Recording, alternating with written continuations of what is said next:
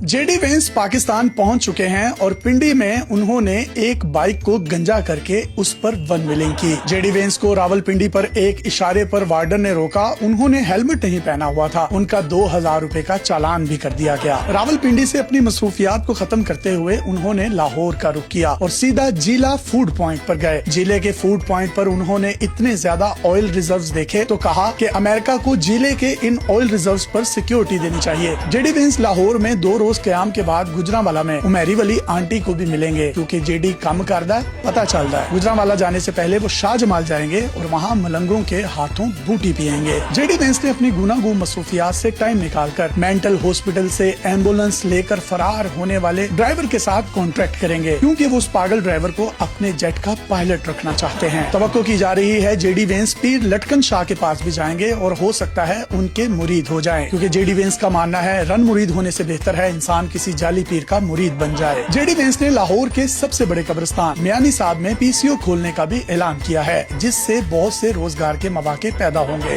लाहौर के बाद JD Vance Karachi जाएंगे, जहां पर वो अपनी पुरानी क्लास फेलो जो उनके साथ हादी साइंस एकेडमी समनाबाद में पढ़ती थी, मिनाहिल आंटी, उसके साथ गुफ्तो शनीद करेंगे। जेडी वेंस जैसे ही कराची पहुंचे तो उनका आईफोन पीटी अप्रूव नहीं था, जिसकी वजह से उनको शदीद दुश्वारी का सामना करना पड़ा। उन्होंने जो ही अपने मोबाइल पर नजर डाली तो उनको आसमा का मैसेज आ गया कि बराए मेहरबानी मुझे 700 रुपए सेंड कर दें, मेरी अम्मी हॉस्पिटल में है, मैं आपको जल्द ही वापस कर दूंगी। जेडी वेंस कराची में मसरूफ दिन गुजारेंगे। उनके दिन की शुरुआत निदा यासिर के शो से होगी, जहां पर उनका मायों और उपटन किया जाएगा। अंदाजा ये लगाया जा रहा है कि जेडी वेंस 2 तलवार 3 तलवार या लांडी के इलाके से गुजरेंगे तो कुछ लोग उनका मोबाइल भी छीन सकते हैं, जिसकी वजह से सिक्योरिटी के सख्त तरीन इंतजाम कर दिए गए हैं। कराची का दौरा मुकम्मल करने के बाद वो इस्लामाबाद पहुंचेंगे और हकीम और उनकी बीवी को रेशमी नाले और गरम जलेबियां लेकर देंगे। जेडी वेंस के एजाज में एक पुरवकार तकरीब होगी, जिसमें जनूबी एशिया के सबसे बड़े सिंगर चाहत फतेह अली खान को $3 अरब